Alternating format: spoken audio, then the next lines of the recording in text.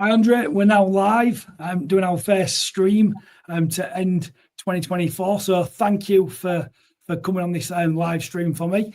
So straight away, I just want to go through. We're gonna look at a WannaCry attack today, but I want to sort of hand it over straight to you because the reason I wanted to go live was people don't understand the repercussions of a ransomware attack, and we've been talking a lot off air on this. I just want you to take over and show our audience, what happens when it actually does go wrong. Yeah. Thank you, Leon. Hi, everyone. Welcome. We're going to have some fun today. We're going to be looking at something that shook both the UK and the world back in the day, which is WannaCry ransomware. But we're going to make it very engaging and very fun for you. So first thing that we need to understand before going into all of this is that the situation is not just doom and gloom, right? Why we're looking at the problem is that we need to be able and ready to deploy a solution, right? So that's the only reason why we're looking at this problem, not to paint things as doom and gloom. So before we actually talk about the problem itself, let me introduce you to myself. My name is Andre. I'm a cybersecurity architect with a company called Heimdall. ThinkCloud over here, represented by Leon, is one of the authorized and premium resellers of our solutions. As a cybersecurity architect and being in the space for more than 6 years now, I've seen a lot. And that's why Leon invited me over here to talk to you guys so that I can share what I have seen, because it's said that wise people learn from other people's experiences, right? Let's not call them mistakes. First thing, let's call them experiences. Leon, would you agree with me? I completely agree, Andre. And I think what's really incredible is me and you meet quite regular, don't we? And we're always talking. And I always learn so much from you.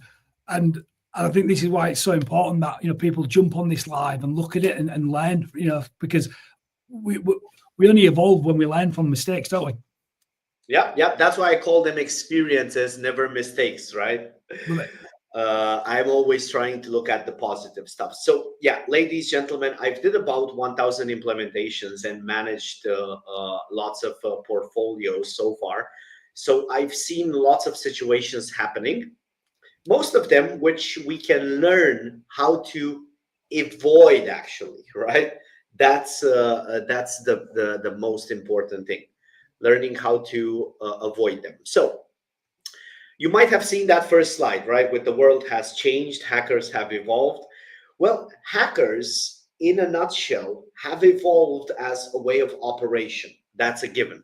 I don't know if you know, but for example, there are people working at companies, developers, technical people. They have no clue that they're actually working for a cybercrime organization. They have legit businesses masquerading. They have their operations masquerading as legit businesses, right? So we have evolved, but the thing is, they're still using the same elements to do their job. So they still need to get in your computer. So let's actually start in an interesting way today. Let's start from the end result. So if they do get in your computer, and let me change virtual machines for a second here. Let me open Mr. Robot, the hacker, right? The famous hacker. So the purpose is they need to get in your computer so that they can deploy something that is called a payload, or a final stage of an attack, right? This is where you would see that ransomware. This is where you would see other things happening. But that is not the beginning. We will start with that so that you can see how that looks. And if you were ever curious how ransomware looks, better to see it in a safe environment rather than seeing it live on your computers, right, Leon? Okay, so let's start with this one. Let's see exactly WannaCry. This literally shook the world 7 years ago. So as you can see, what it's doing is it's identifying core files of mine and encrypting them, right? So they encrypted my Michael Bublé exclusive MP4 over here. So right now in the background, what's happening, and I'll show you, is that there's a lot of activity on the disk, right? Right now, this is continuing its job. And moreover, what it will also do is it won't limit itself to this computer. It will try to branch out to other computers through something that is called lateral movement. We promise we won't bore you with too many technical details in this session. So basically, this is it. It will still take 1 minute to finalize the entire computer, but we already have a nice README message over here. And it's basically explaining what's going on. So question, what's wrong with my files? Oops, your important files are now encrypted. It seems that you will not be able to access them anymore until they are decrypted. Yeah, this is super self-explanatory, right? Let's start decrypting. First, you need to pay $300 worth of Bitcoin to this address. And in a short while, this will actually open up in an interactive display on the screen. But imagine this, $300 worth of Bitcoin back in 2017, Bitcoin was about $1,800, just an example. So $300, it's actually a sixth of a Bitcoin, if my math still works correctly right now. But if it doesn't, don't hold me up to it. So imagine having a sixth of a Bitcoin right now when Bitcoin is what, 70, 80,000? Guys, cybercrime is such a lucrative industry that that people really want to make sure they get to damage your business so that you can give them money back in return. And this is the interactive. Oh, please, Leon, go ahead. No, I was going to ask Andre. I think, and this is why it's really key. You showcasing this. I think one of the questions that I wanted to sort of ask is, when I look at this, how does ransomware like WannaCry typically start, and how do they sort of attack these vulnerabilities? Because a lot of people don't think it's going to happen to them. And I know you're going to go into that in more detail, but I think you touched on a key point there. The reason why I'm getting you on this this live stream to showcase what happens when an attack goes wrong is not many clients or no clients want to come online and showcase what goes wrong. This is why we're doing this in a safe environment. We're trying to have a little bit of fun with it. But what would you say to that, Andre? Because you're there in the foxhole with us when it does go wrong for our clients. What advice would you give? Basically, the best advice is make sure you don't let this happen in the first place. Yeah, the best cure is prevention. Let's actually zoom into that, Leon. That's a great question over there, right? So let me go again on another virtual machine this time, and let's look at just a simple example, right? I'm going to show you quite an easy example here.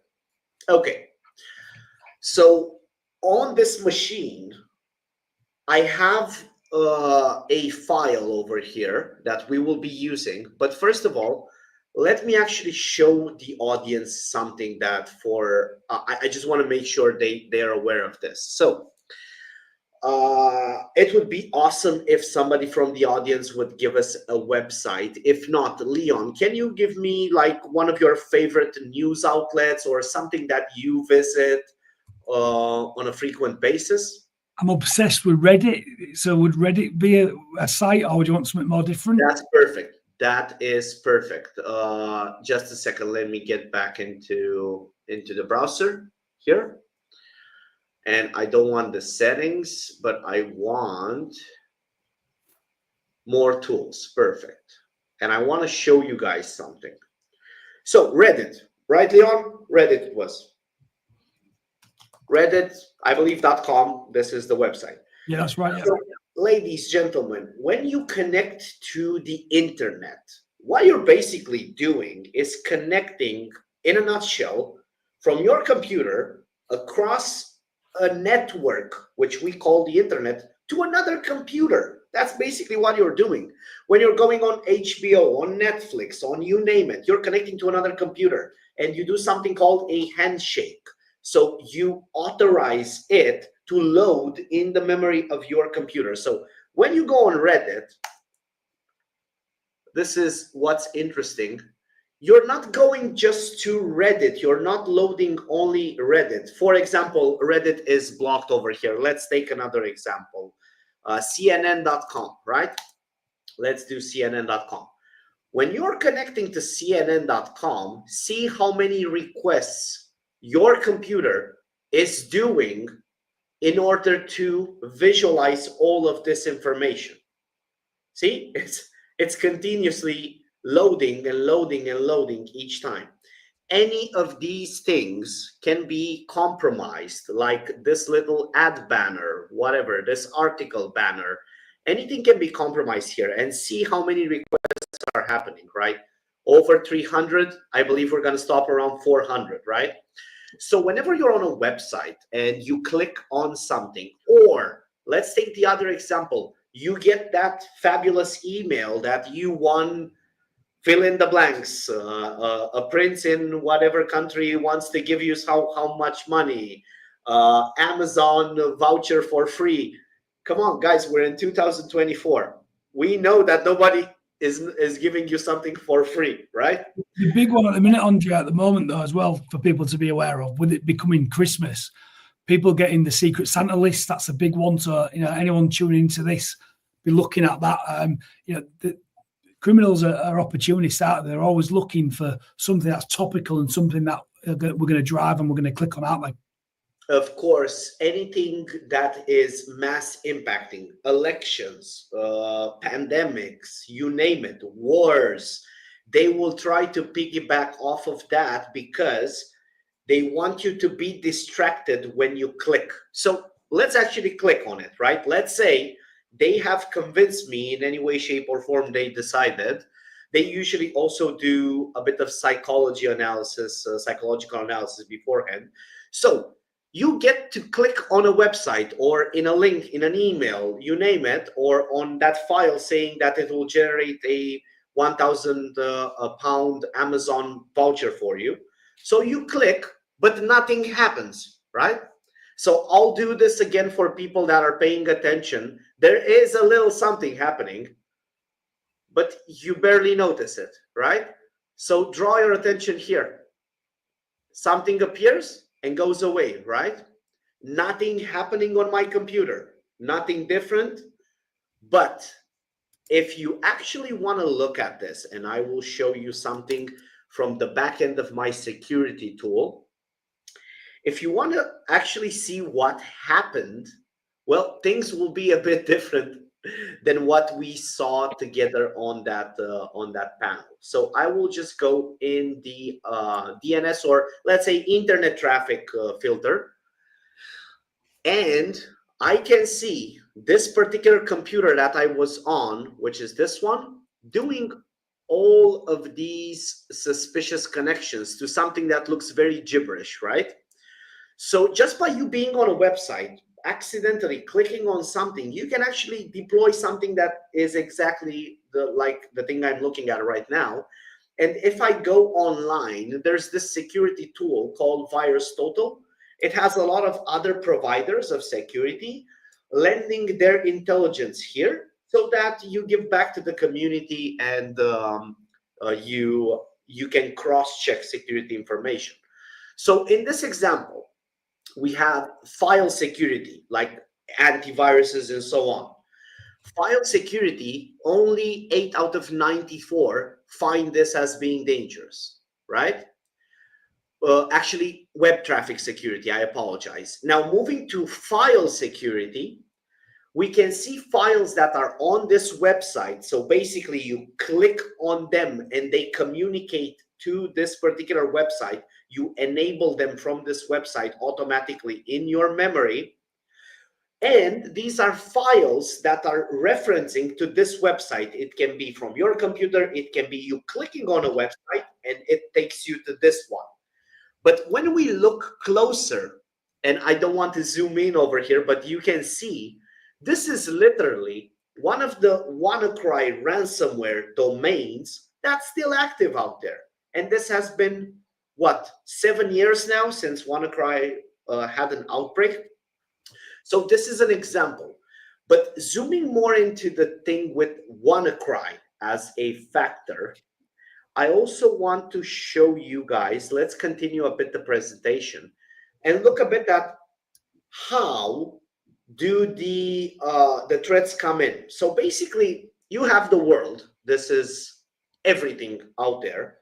Then you have the first layer of your organization to the world, which is your computers, your users, and any external facing appliances, right?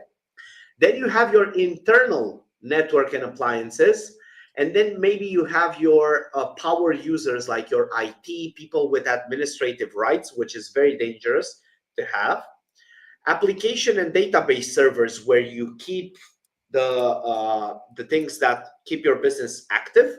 And last but not least, the bare skeleton of your business, the place where you orchestrate, architect the IT, which is the domain controller, and your critical servers. So this is what you need to protect versus the world, so that something like that doesn't happen. And again, it's not doom and gloom.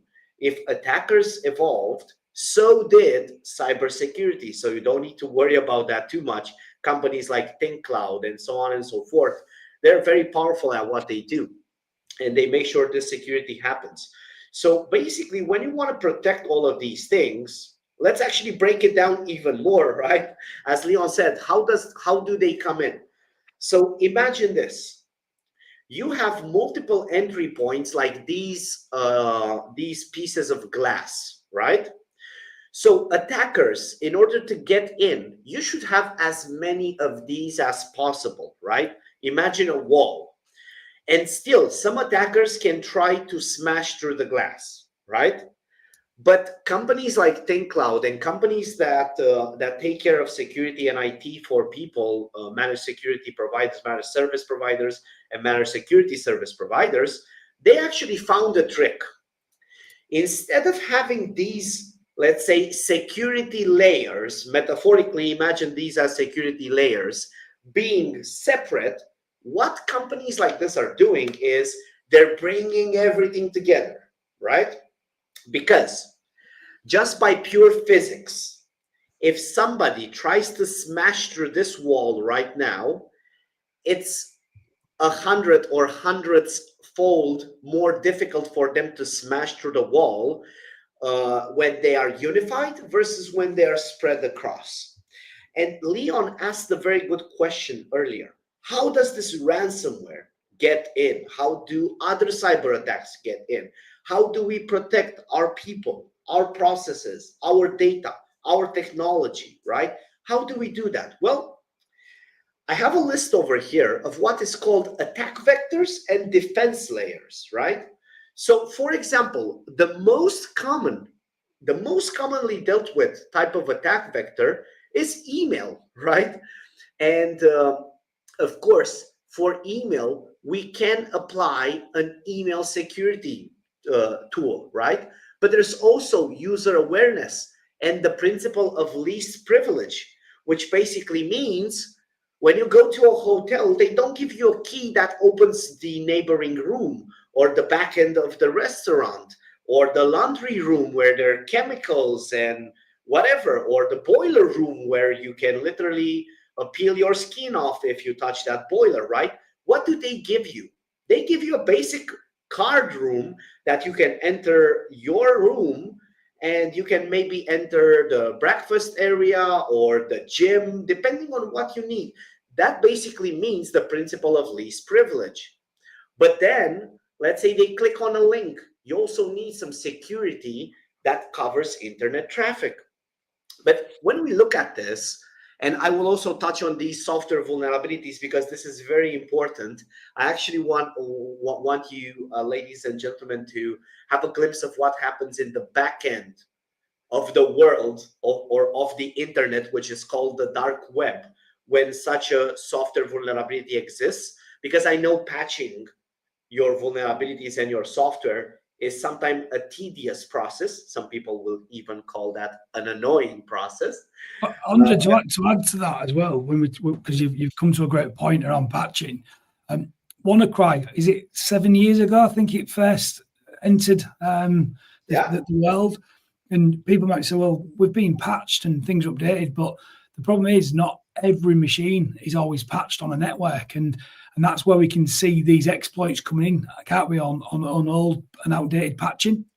Exactly, Leon. So let me put a pointer over here, a laser.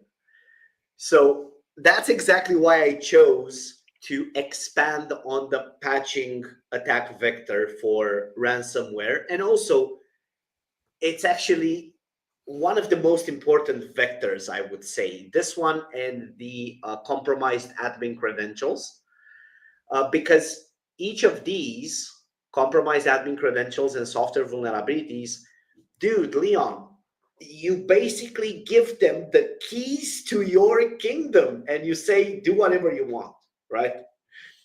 And usually they come in by this one and then they move to this one, right? And that's why I wanted you to see all the vectors. But again, don't worry, it's not just doom and gloom, right? There are tools out there, unified security stacks, platform approaches, that you have most of these security layers on top of each other working together. And usually people don't know where to start, right? But I know Leon has something for you guys on this one. I believe, Leon, was it a cybersecurity assessment questionnaire? Yeah, correct. Yeah, exactly that. We've got a Can you tell us a bit about it? Yeah, exactly. That's what we've got. Okay, and can you give us a bit of detail what the audience can expect when they fill in that questionnaire? What will it do for them? So, can you just give us a bit of a 1 minute walkthrough? Yeah, exactly that. So we've got a digital maturity assessment, and one of them is looking at your cybersecurity posture and making sure you have got a safe environment. So simple things. We've got a 15 ways to protect your business checklist included, and I'll put a link into this where people can download that.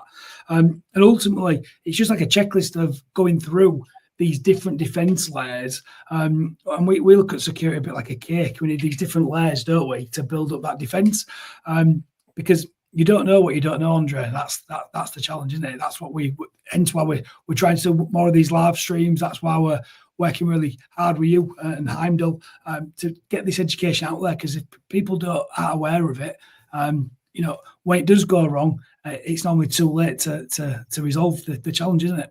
Exactly. When it already goes wrong, first of all, you're fighting the effect of what happened. Exactly like with a disease, right?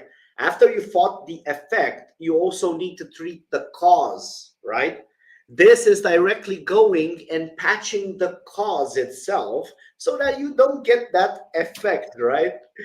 And thank you, Leon, for telling us a bit about the assessment, the self-assessment piece that you're providing the audience free of charge. So that's very good. Let's talk about this patching. And Leon was actually very, very clever on this one, because I want to tell you about how WannaCry actually happened, right? So yeah, this is it. When WannaCry happened, let me move back from the PowerPoint so that I can also see the chat and things over here. So when WannaCry happened, there was this missing update on some Microsoft servers. Okay, I'll keep it super simple.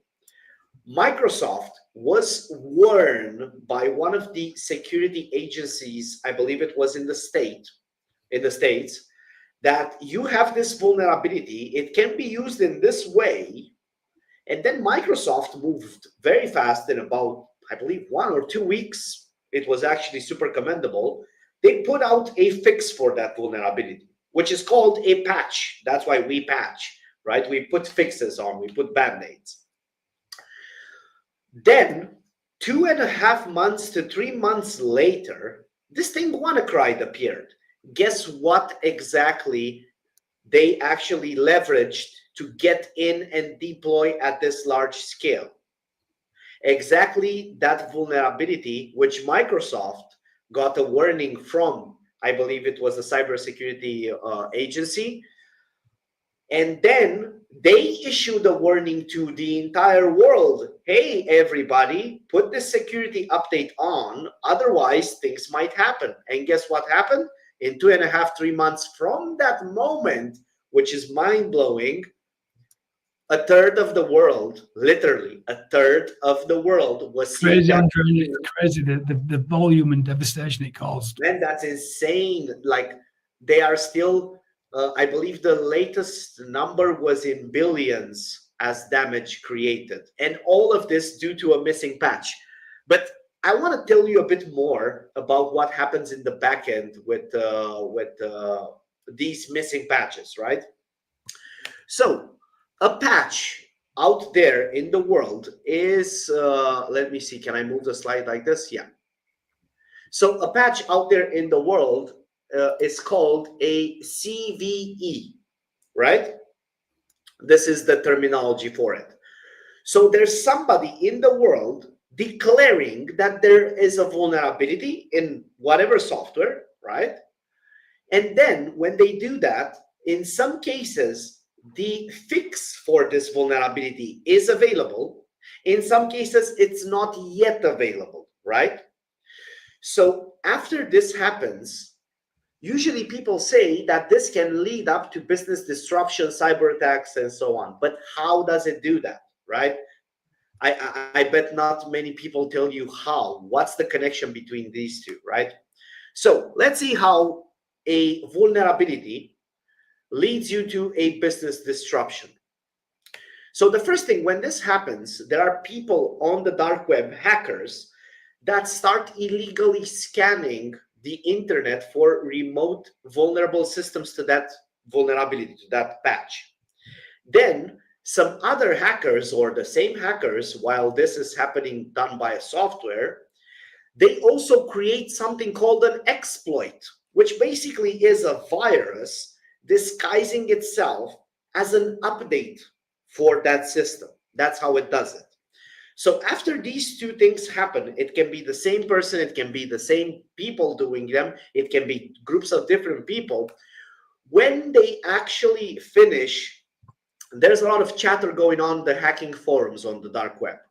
They talk about what they discovered and so on. Then people either brag about or even sell the virus, the exploit, and the lists of people and machines detected with that vulnerability. So this is a business going on.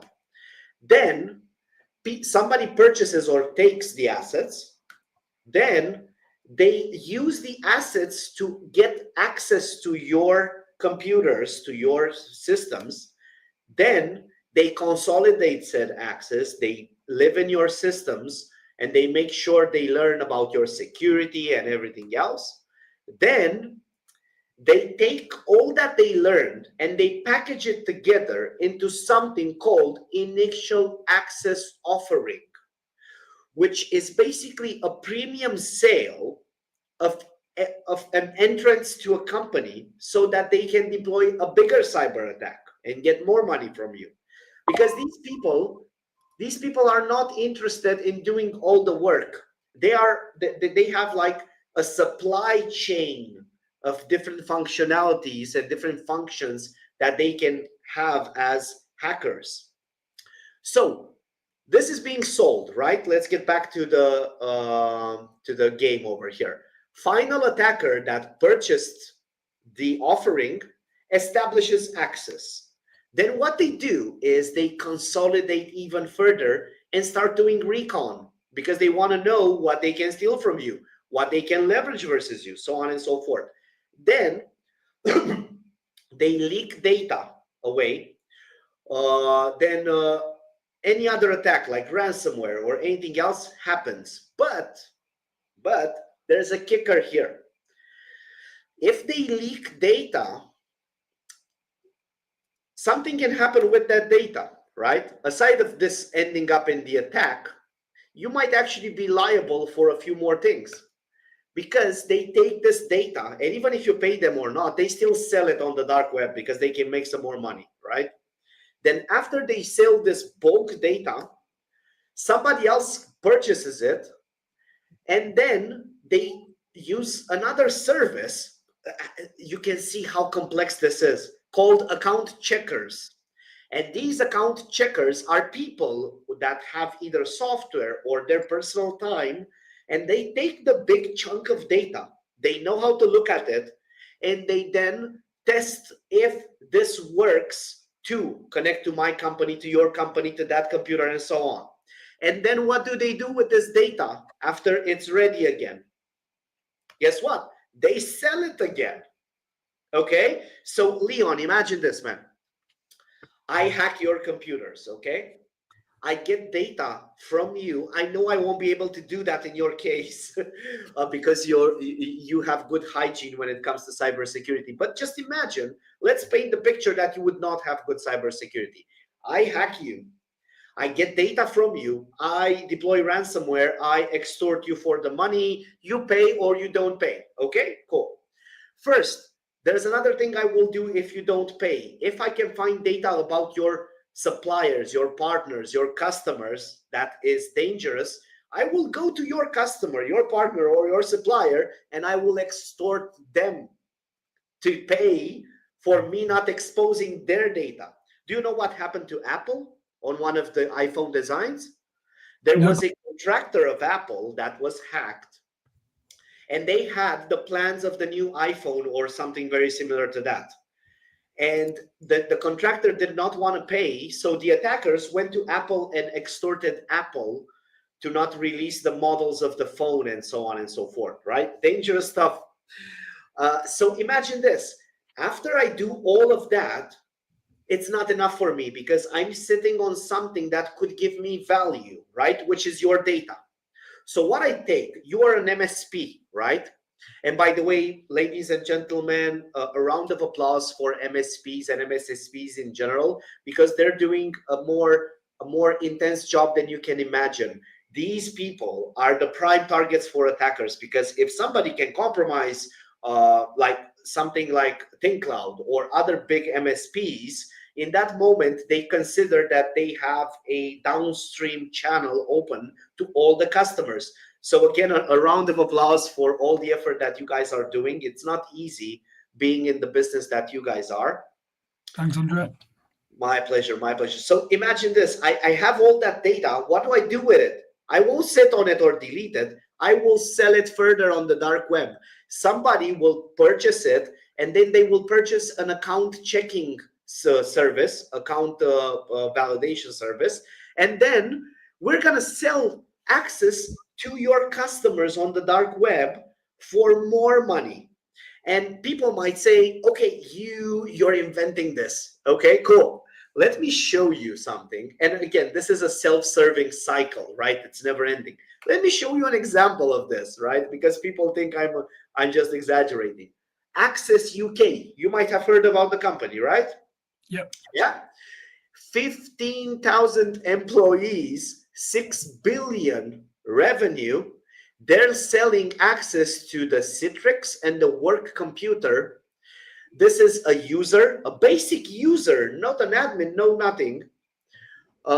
Computer is in the domain, like it's a part of the bigger network, and command prompt opens.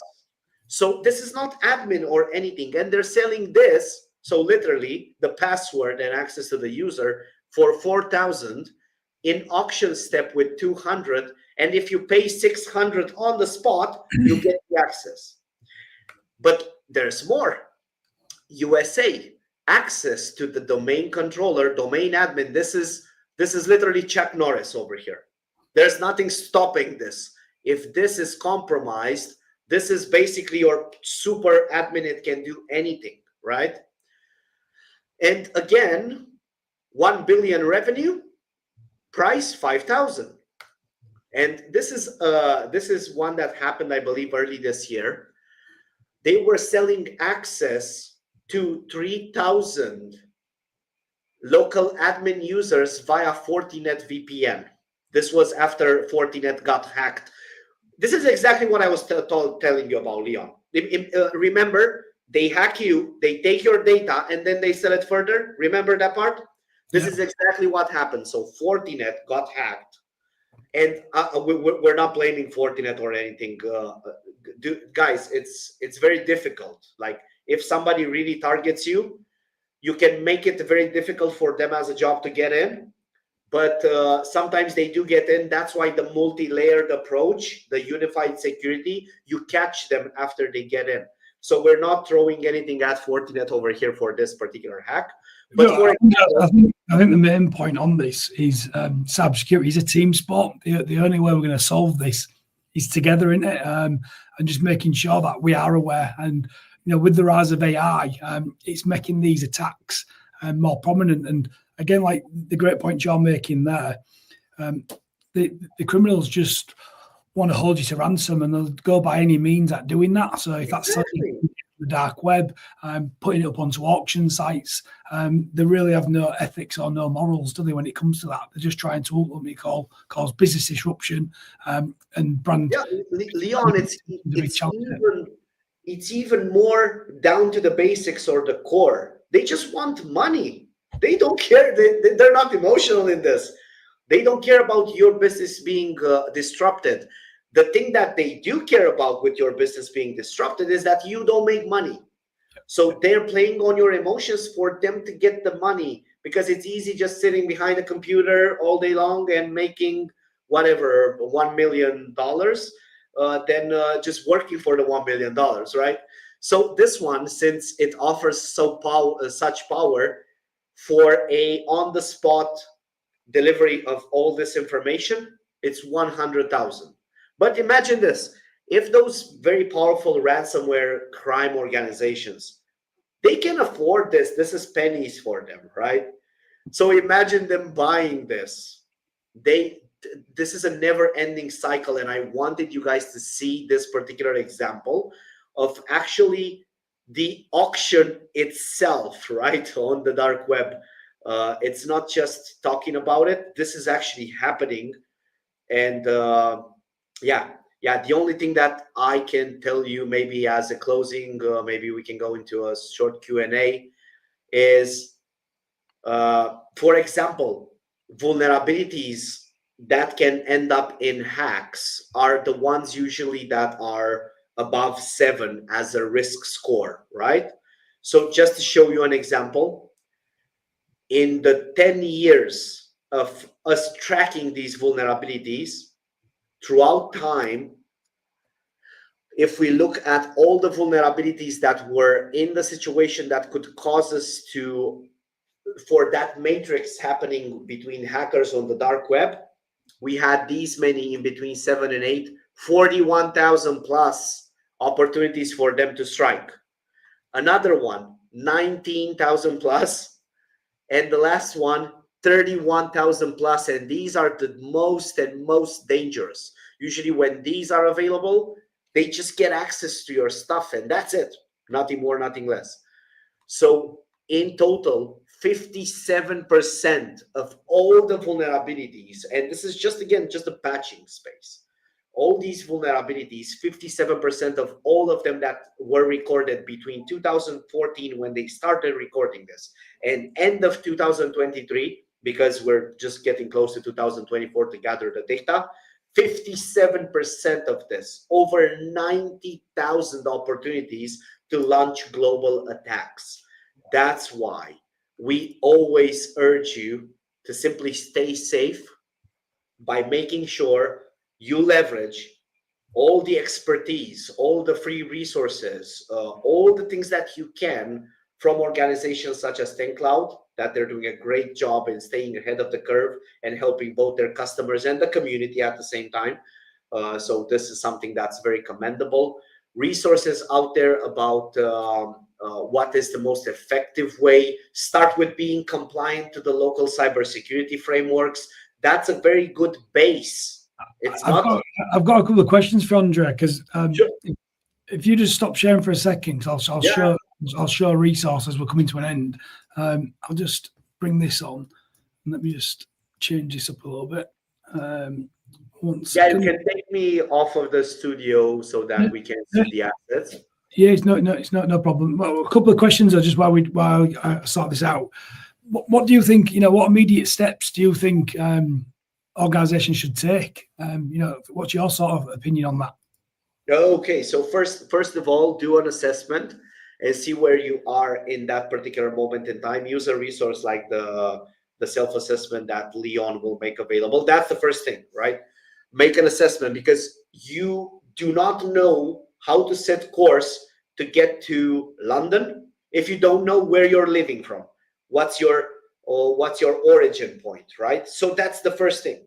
Take a self-assessment. Then look at what gives you the biggest bang for your buck. So for example, if I go back to those vectors versus defense layers, there are some of these vectors that are covered by one or two defense layers. So there are a few defense layers that are very powerful that will, you know the Pareto experience, right?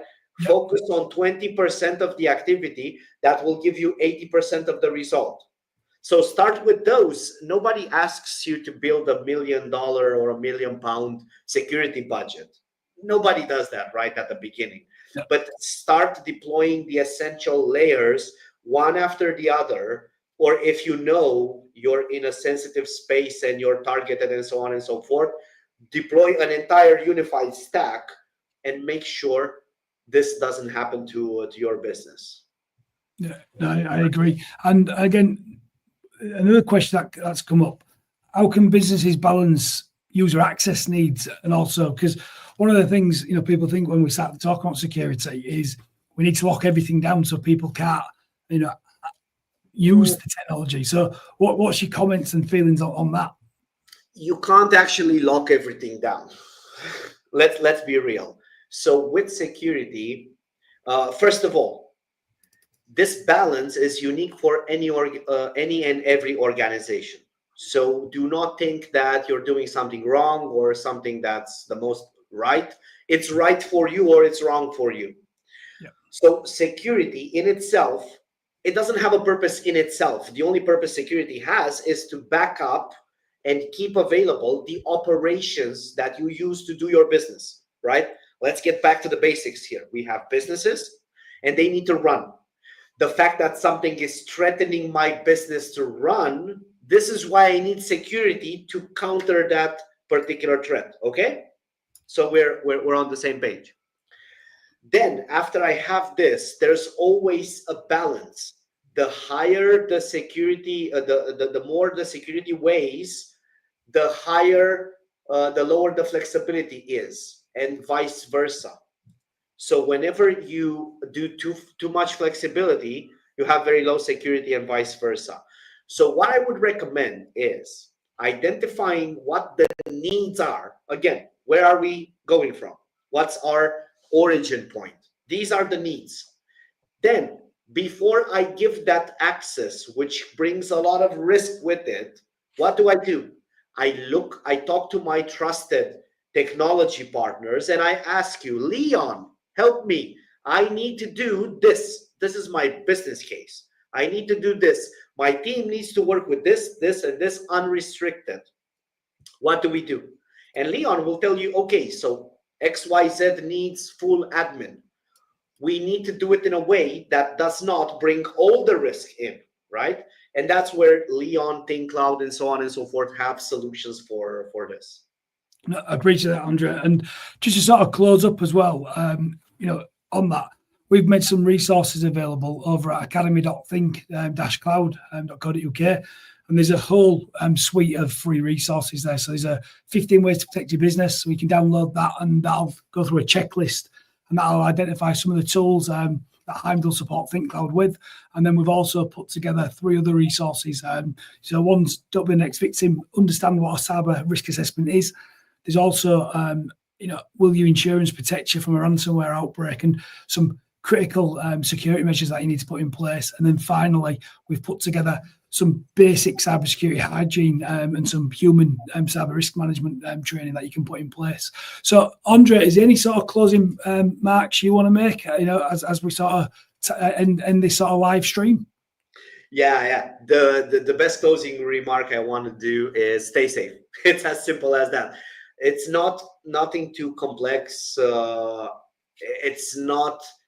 I just wanted to make sure people don't think that this is only doom and gloom. It's not. There are solutions for every problem in cybersecurity right now.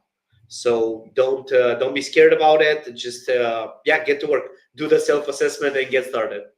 Exactly that, and I'll put the comments for everyone on the live stream now, so how we can access that resource. But Andre, thank you for jumping on. There's going to be more of these to come in 2025. Any things you're working on in 2025? So I know you're going to be doing a lot more live content, a lot more webinars. What's to come in 2025 for you? Yeah, so if anybody wants to stay up to date with threats in the world, with cybersecurity concepts in a very, very clever way, and also engaging and interactive at the same time in 2025, make sure to follow Heimdall on YouTube. I believe it's Heimdall Security as a handle. My colleague Antonia is putting up some amazing short form videos on cybersecurity, and also we're going to have some interesting webinar series going on. We have some exclusive ones for our partners, so they know about those, but we also have some public ones where we bring our security operations analysts and they dive deeper into what has happened in the past 2 months, what trends they have noticed, what were the most interesting cases, and so on and so forth that they worked on. So that promises to pack so much good information and good awareness for the people out there. No, I appreciate that, Andre. And also, just myself, want to thank you, from myself and also everyone at ThinkCloud. We've been testing some new technology today, haven't we, to go live. We got it there in the end. We're just over the 45-minute mark. So on that note, anyone who wants to connect with me, drop me an email and we can connect. But thank you. Everyone stay safe as we come up to the Christmas break, because this when hackers are going to be around.